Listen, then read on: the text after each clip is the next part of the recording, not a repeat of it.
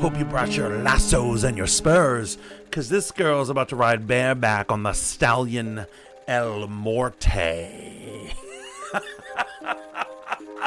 And for those of you who got that joke, many apologies. And for those of you who didn't get that joke, just watch the episode again, because there's some cowgirl action going on there, of the most morbid assortment. Welcome in as we discuss American Horror Stories, Season 2, Episode 7, entitled Necro.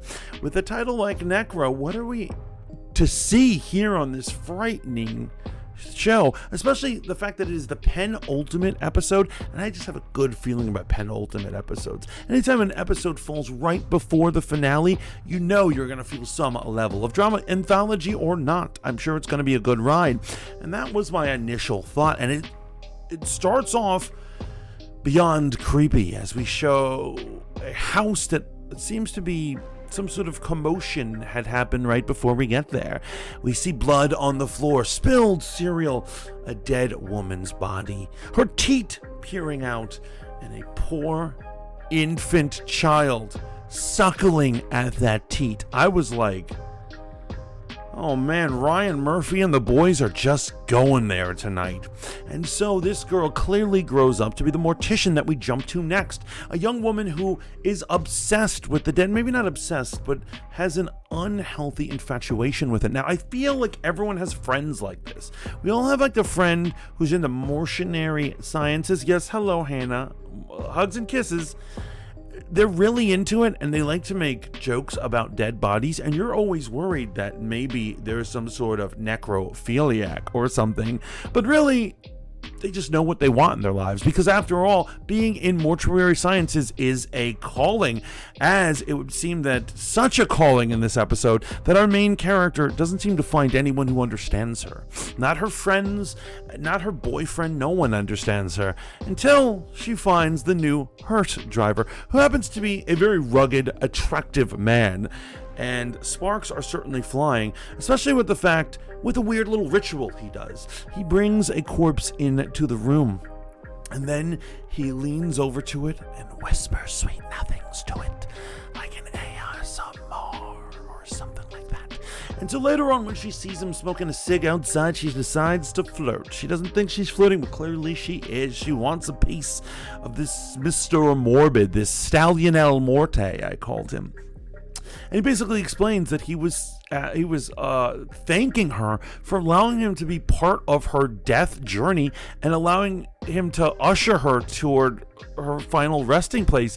It was sweet. It was beautiful. I'm not into mortuary sciences, but even I understood that. It turns out he's all into it, and he believes in the spirituality of death and those who take care of the dead. He's reciting information about the Egyptians and all sorts of afterlife stuff, and it is a match made in heaven.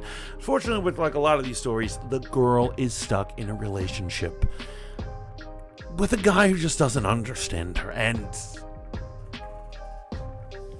I'm sorry, guys. I don't know if I can do this. I do not know if I can do this, because I mean, we're 3 minutes in, so I might as well say it. I really despise this episode.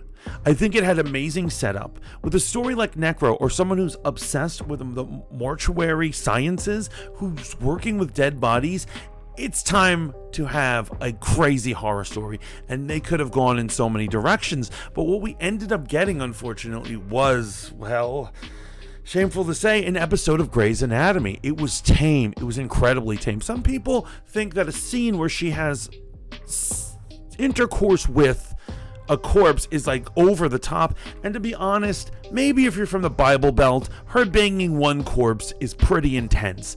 But the truth is, in New York, banging corpses is commonplace. We do that stuff all the time. Honestly, I think it should have become rivers of orgies. She should have been banging all the bodies. We should have had more scenes like that. Instead, they decide to just pussyfoot around.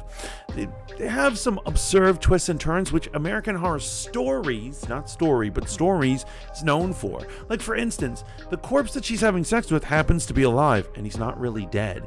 And the cut wounds on him from his autopsy are completely fake, and he's not really dead. dead. And I'm like, the girl works with corpses and is obsessed with them. You don't think she would know that somebody isn't dead? I mean, it's just kind of absurd. She would know monster makeup over the real thing. I mean, that's just insane. For a while there, I actually thought that perhaps he was dead and he was like lying to her. I thought that maybe he was from the afterlife and he was trying to bring her to the afterlife because he loves her so much. Almost like that movie, what is it, Carnival of Souls? Something like freaky like that, but they never go there. It becomes just like a pseudo romance where he keeps having these scenes repetitively saying, I love you, we're meant to be, I want you to understand yourself and me, and understand yourself and me, and understand yourself and me. No, I am not a broken record. There's nothing wrong with this video.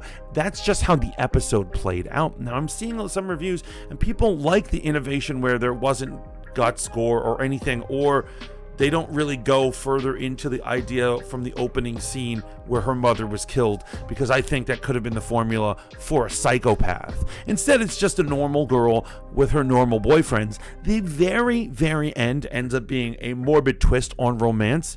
It was cute for like a second, but not enough to pull this thing out.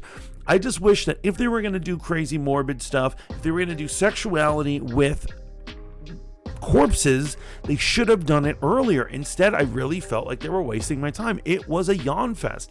How can you make an episode that's not good from a horror show literally entitled Necro? The scenes are in mortuaries, which are the freakiest, creepiest places ever. They could have gone anywhere with it, whether it was supernatural or not.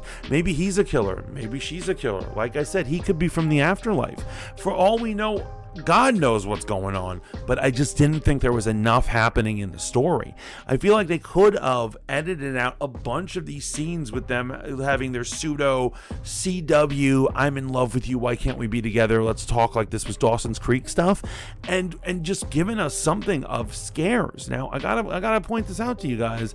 Horror is defined in Webster's Dictionary as an intense feeling of fear, shock, or disgust. And yet, even this story that has necrophilia going on to it just wasn't enough. It didn't even disgust me, let alone shock or produce fear. You know, ultimately, I think out of all those feelings, in horror, I enjoy fear more than all of them. That's why I'm into this horror game. I love it so much, and I just wish they made a story that scared me more, and it was lacking that. I just give me back an age where every American Horror Story had something to do with a serial killer, a ghost, and just general mayhem and sexual depravity. That's what I want to see from my American Horror Story. And this was a little too light. I feel like this is something on a show that you might get on a, I don't know, like a kids channel or something. But anyway, ultimately, I'm going to have to give this episode a huge whopping F. And this is not because of the actors. They were very charismatic. I feel really bad giving you guys an F, but it's not you. It's Crystal Liu, who is the person who wrote this, fault. She should be blamed. But anyway, the real question is, what did you think about it? Am I being too harsh on this episode? And what do you think is in store for the finale next week? Please let me know down in the comments. Remember tuning in to Kill Me Like One of Your French Girls so we can get really into this horror game. Remember, Halloween is not too far away, as well as American Horror Story Season 11. So this horror shenanigans we're doing right here, it's only getting started. And ta-ta for now, children of the night.